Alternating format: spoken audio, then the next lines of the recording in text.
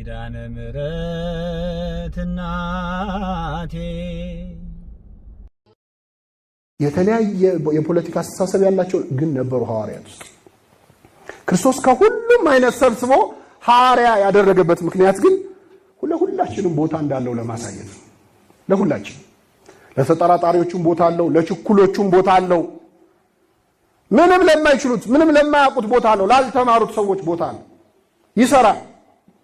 ትሁታን ደግሞ ነበሩ፣ መናኞች ናቸው። ከሐዋርያት ተከተሉኝ ሲላቸው ጌታው የት ነው የምንከተል ያለ የለም። እስከ የት ነው የምንከተል? ምን እንበላለን ሰብሰብ ብለን አኗኗራችን እንዴት ነው መጨረሻ ላይ ምን ታረጋለህ ያለ የለም። ተነስተው ተከተሉት።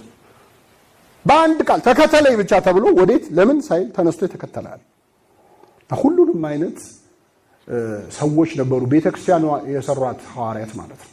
አሁን አለን እንደነሱ መስማማት አልቻለም እንጂ ሁሉንም አይነት ሰው ቤተክርስቲያን ውስጥ አለ። ግን እንደነሱ አንድ ማድረግ አለ።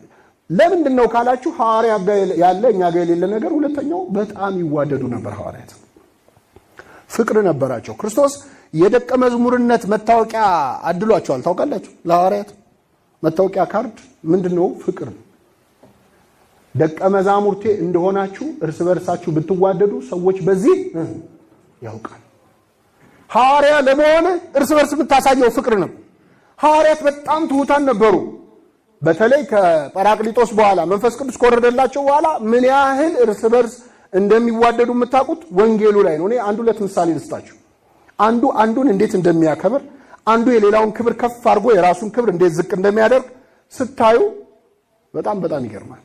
ለምሳሌ አንደኛው ማቴዎስ በሙያው ምን ነበር ብያችኋለሁ? አቤት ቀራጭ ነበረ። ማቴዎስ ቀራጭ ነበረ የሚለውን በወንጌል ላይ የምታገኙት ማቴዎስ ወንጌል ላይ ብቻ ነው። ቀራጩ ማቴዎስ የሚል የምታገኙት ምን ላይ ነው ብቻ? ሉቃስ ወንጌል ላይ የለም፣ ማርቆስ ወንጌል ላይ የለም፣ ዮሐንስ ወንጌል ላይ የለም። ሉቃስ በኋላም ሐዋርያት ሥራ ላይ ሲደረድር ስማቸውን ሲዘረዝር ቀራጩ አላለው። ሌዊ ተብሎ ይጠራ የነበረው ማቴዎስ ነው ያለው። ቀራጩ የሚለውን የጻፈው ማን ነው አልኳችሁ? ማቴዎስ። ምን ማለት መሰላችሁ? ድሮ ኃጢአተኛ ነበረ፣ ድሮ እንዲህ ነበረ የሚለውን ነገር ሌሎቹ ደቀ መዛሙርት ሊጽፉ አልፈለጉም። የቀደመ ሕይወቱን ጽፈው ማሸማቀቅ አልፈለጉም።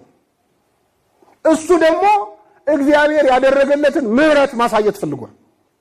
ስለዚህ ቀራጭ የነበርኩት ብሎ ደጋግሞ ጽፏል። አሁን እኛ ብንሆን ነው የሆነ ሰው ድሮ የሆነ ነገር የነበረ ሰው ወደ ቤተክርስቲያን ሲመለስ የቀደመ ሕይወቱን እናስታውሳለን አናስታውስም? ቢያንስ የእግዚአብሔር ቃል ጨምረን እናስታውሰዋል። መቼስ እግዚአብሔር ድንቅ ነው። አንተ ላይ የሰራው ስራ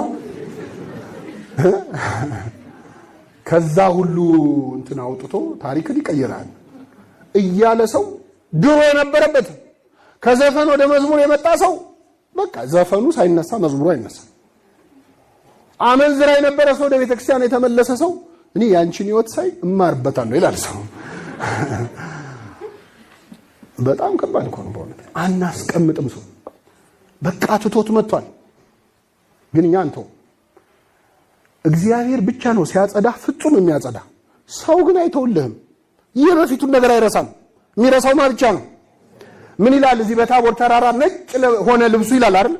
በምድር ያለ አጣቢ አጥቦ ሊያነጣው ከሚችለው በላይ ነጭ ሆነ ይላል። ምን ማለት መሰላችሁ? ከምድራዊ አጣቢ በላይ ሊያነጻን የሚችለው ማን ነው? እጠበኝ ከበረዶም ይልቅ ምን ሆናለሁ? ነጭ ሆናለሁ። ከበረዶ ይልቅ የሚያነጻን እግዚአብሔር ብቻ ነው። ሰው የሚያስቀርብን ቆሻሻ አለ፣ ሰው የሚተውልን ቆሻሻ አለ። የዛሬውን አያርገውና እያለ የቀደመ ኃጢአትን እያስታወሰ ያሸማቅቃል። ማቴዎስን ሁሉም ደበቁለት። ሐዋርያነት ማለት የወንድምን ኃጢአት ምን ማድረግ ነው? መሸፈን ነው። ይዋደዳሉ። ፍቅር የኃጢአትን ብዛት ይሸፍናል ይላል።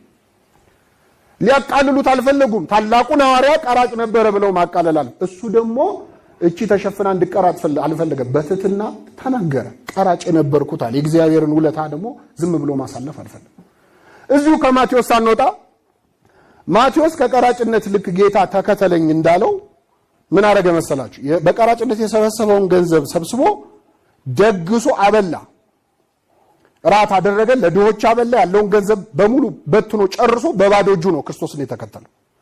የኃጢአት ገንዘብህን ይዘህ እግዚአብሔርን መከተል ከባድ ስለሆነ መርገም ስላለው እዛ ገንዘብ ላይ። ስለዚህ ምን አደረገ? ያንን ገንዘብ በሙሉ እራት አደረገ፣ ለድሆች ግብዣ አደረገ። የማቴዎስ ወንጌል ላይ ስትሄዱ ግብዣ ማቴዎስ አደረገ የሚል አታገኙ። ቀራጭም ሰው አየ ክርስቶስ ተከተለኝ አለው ይልና ተነስቶም ተከተለው ይልና በግብዣም ሳሉ ይላል። በምን ሳሉ? እኔ ደግሼ አላለም። በግብዣ ሳሉ ብሎ ነው። ሌሎች ወንጌላውያን ደግሞ እችን አልተዋት። ማቴዎስ በቁም ተዝካሩን አውጥቶ ክርስቶስ እንደተከተለ ጽፈውታል። አሁን እኛ ብንሆን ተገላቢጦሽ ነው። እኔ ጥሎብኝ መደገስ ማብላት ደስ ይለኛል ይላል ሰው እኮ አይደል? መናገር አልወድም ግን ብለን ቢያንስ እናደርገዋለን። ከዘር ማንዘሬ ጀምሮ የተለመደ ነው፣ ከቤቱ ነው እንላለን። ክብሩን ሲሆን ዝቅ ያደርጋል፣ ኃጢአቱን ሲሆን ምን ያደርጋል? ያወጣል። እነሱ ደግሞ ክብሩን ሲሆን ከፍ ያደርጋሉ፣ ኃጢአቱን ሲሆን ምን ይላል? አንድ የመጨረሻ ልጨምርላችሁ። ጌታ በታቦር ተራራ ላይ 3 ደቀ መዛሙርት ይዞ ወጣ አይደል? ማን? ጴጥሮስን፣ ዮሐንስንና ያዕቆብን። በታቦር ተራራ ላይ ከአራቱ ወንጌላት ታቦር ተራራ ላይ የነበረው ማን ነው? መልሱልኝ። ዮሐንስ ነበረ። ማቴዎስስ አልነበረም። ማርቆስ አልነበረም። ሐዋርያም አይደለም፣ አልነበረም። ሕፃን ነው ይዛን። ሶስተኛው ሉቃስ ነው፣ እሱም አልነበረም። ከአራቱ ወንጌላውያን ደብረ ታቦር ላይ የነበረው ማን ነው? ዮሐንስ ነው። በጣም የሚገርማቸው የታቦር ተራራ ታሪክ ዮሐንስ ወንጌል ላይ የለም።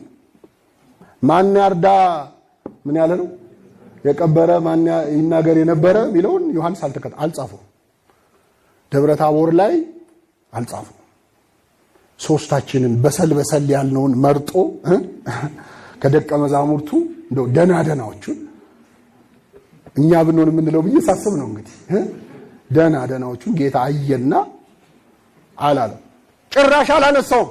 9ኙን አስቀርቶ እኛን መርጦ የሚል ዮሐንስ ወንጌል ላይ የለም። 3 ወንጌላት ግን ላይ አለ። ማቴዎስን፣ ዮሐንስን፣ ጴጥሮስን፣ ያዕቆብን 3ቱን ይዞ ወጣ የሚለውን ተረባርበው ተሻምተው ጽፈውታል። እኛ የሌለንበት ነገር ለምን ይጻፋል አላሉ። እኛ የሌለንበትን ፎቶ አናይ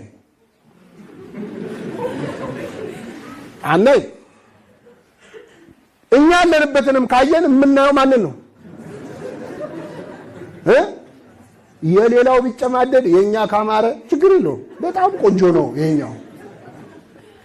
በጣም ሰልፍ ሴንተርድ ነን እኛ። በጣም ይገርማሉ። ምን አይነት ቅድስና ነው! ተረባርበው ጴጥሮስን ዮሐንስን መርጦ ከፍ አድርጎ ምስጢረ መለኮቱን አሳያቸው ለማለት ቸኮሉ። የወንድሞቻችንን ክብር ከፍ ኃጢአታቸውን ደግሞ ለመደበቅ እግዚአብሔር በቸርነቱ ይርዳል። ይሄን የጎደለ ነው። የሰው ጉድለት ለማውራት አንደኛ ነው። በጎ ነገሩን ሲሆን ግን ዝም ነው የምንለው። ምስጋና ሲሆን አፋችን የሚተሳሰር፣ ስድብ ሲሆን ግን ቃላት አያጥረንም። ምስጋና ግን ሲሆን ፊት መናገር ማመስገን አይሆንብኝ እንጂ ስድብ ሲሆን ሰው ፊት መሳደብ አይሆንብኝ ይላል አይልም። ቅዱሳን ሐዋርያት ፍቅራቸው ክርስቶስም ጸልዮላቸው ነበር። ዮሐንስ ወንጌል ምዕራፍ 17 ላይ እነሱ ባሉበት ቆሞ ጸለየ። የጸለየው እነሱ እንዲሰሙ ነው እንጂ ለአብ መንገር አስፈልጎት አይደለም።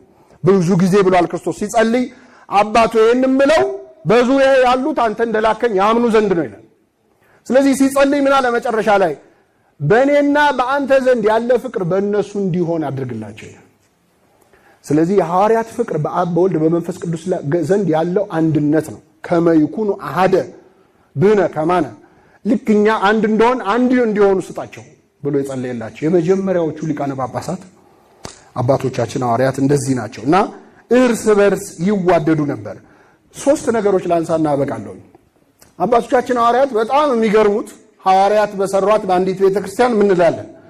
እንዴት እንደሰሯት ነው አሁን እየተነጋገርን ያለ ነው።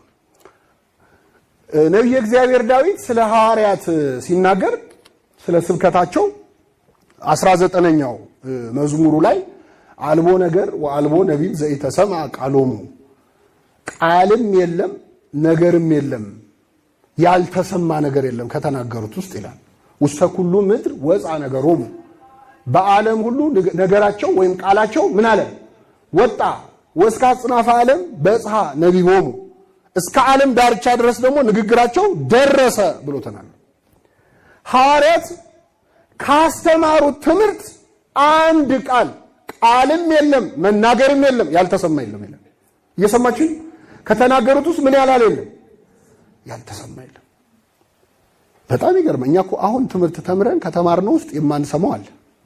ቤት ደርሰን ስንመጣ ወይ ሌላ ነገር ስናስብ የሚያልፈን አለ። ከሐዋርያት ግን አለ ነብዩ እግዚአብሔር ዳዊት አልቦ ነገር ወአልቦ ነቢብ አንድ ቃል ወይም ድምጽም ያልተሰማ የለም እና ደግሞ ያልደረሰበት ቦታ የለም። ውስተ ኩሉ ምድር ወፃ ነገሮሙ በዓለም ሁሉ ደረሰ የሐዋርያት ትምህርታቸው ስብከታቸው ወስከ አጽናፈ ዓለም በጽሐ ነቢቦሙ እስከ ዓለም ዳርቻ ደረሰ ይላል። ሐዋርያት ከዘመናቸው አልፈው ይሄው እስካሁን የምንማረው ወንጌል መስበክ የቻሉ ሰባኪያን ናቸው። ያልደረሱበት ቦታ ያልሰማቸው አካልና ያልተሰማ ቃል የላቸው።